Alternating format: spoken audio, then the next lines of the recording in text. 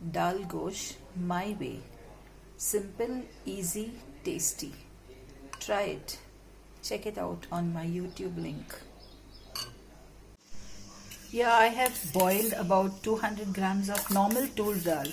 I know people use tur dal mixed with chana dal and the red dal, but I make it only with plain tur dal. So here I had boiled about 200 grams of tur dal with just one big tomato. That's it.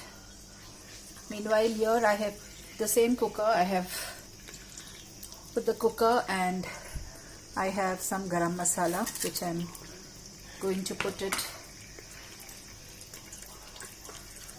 and let it fry for a minute.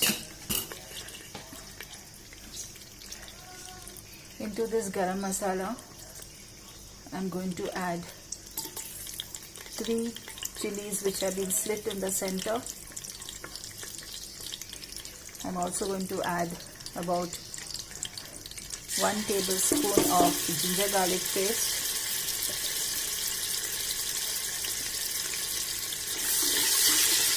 So I will just fry this till the ginger garlic raw smell has gone off. Just 2 or 3 minutes. This is all frying on slow heat. So the ginger garlic has fried nicely. My gas is on slow. To that I'm adding 1 teaspoon of red chili powder, 1 teaspoon of coriander powder, half a teaspoon or quarter teaspoon of turmeric,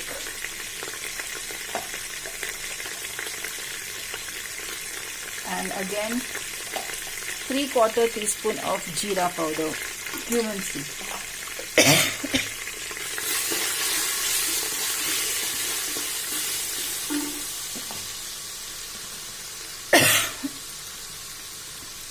To that I'll add 1 medium chopped onion,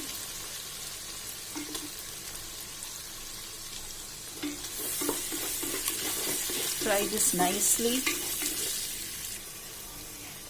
My onions are fried. You can see there's a lovely color to the masala, and also the aroma is really nice. To that I'm going to add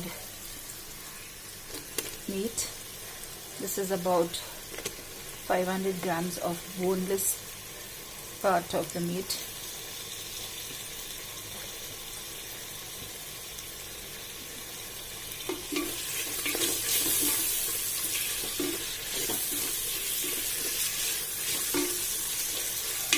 And I'm going to just keep stirring this for some time.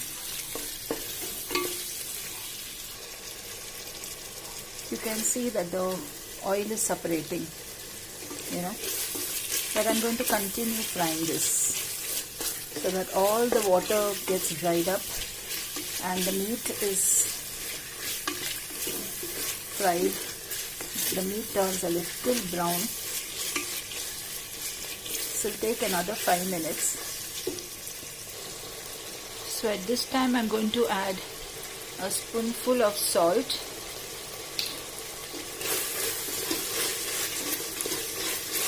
you can see now the oil is completely separating from the meat. See? So that means the water has all dried up and the oil is frying up the meat well.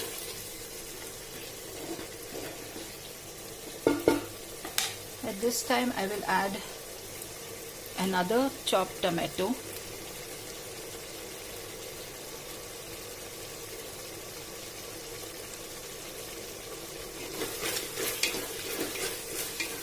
And I will saute this till the tomato is totally fried, totally soft, fried well, becomes soft, and the meat also starts getting dried again, because now you can see there's a liquid type of gravy because of the tomatoes.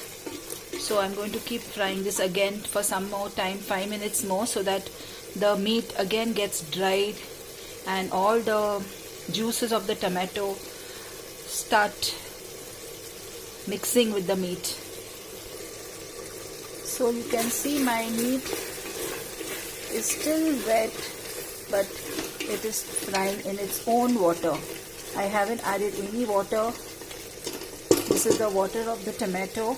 I haven't added any water to this. So you can see the meat, again the oil has started coming out, separating from the meat.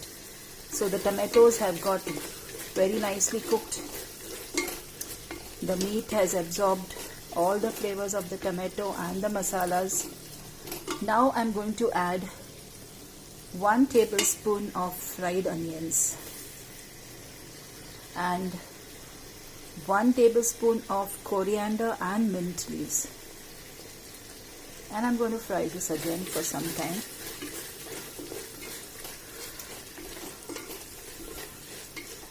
The fried onion will give it a nice taste. Always whenever I make birishta for biryani, I always make a little extra and store it in the refrigerator for other curries.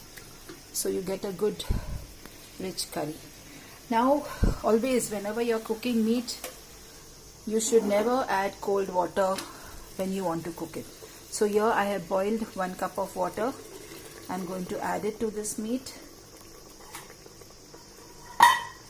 I'm going to stir it, close it, and maybe 2 or 3 whistles. So I just opened the cooker after about 2 to 3 whistles because this meat is very tender. It was a very small goat. The meat is very tender, so I'll just check, but yeah, so the meat has cooked. Now to this I'm going to add, so this lovely aromatic meat I'm going to add. As I told you all, this I always cook, this is what I cook for my family. So we don't eat a lot of spice and we don't like a lot of masalas. So, but the end result is always very delicious, and that's what I'm showing you. Just half a teaspoon of garam masala and 1 teaspoon of kasturi methi. I'm going to just let this simmer. Now I'm going to add my dal to it.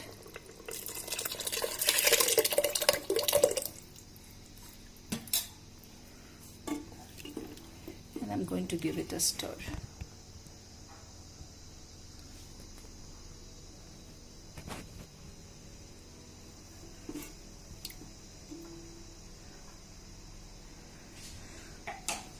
And I'm going to just put the lid again, close it for some time and let it be on sim.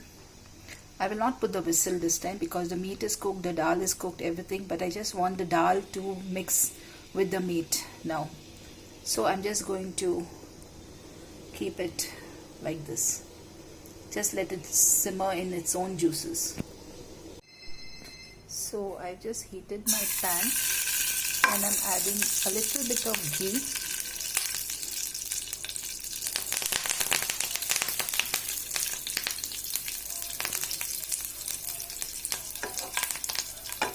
Once the ghee is melted,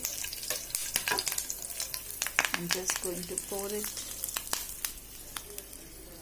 on my dal gosh. And this is my dal gosh. Already got the reviews. It is yummy. So try it.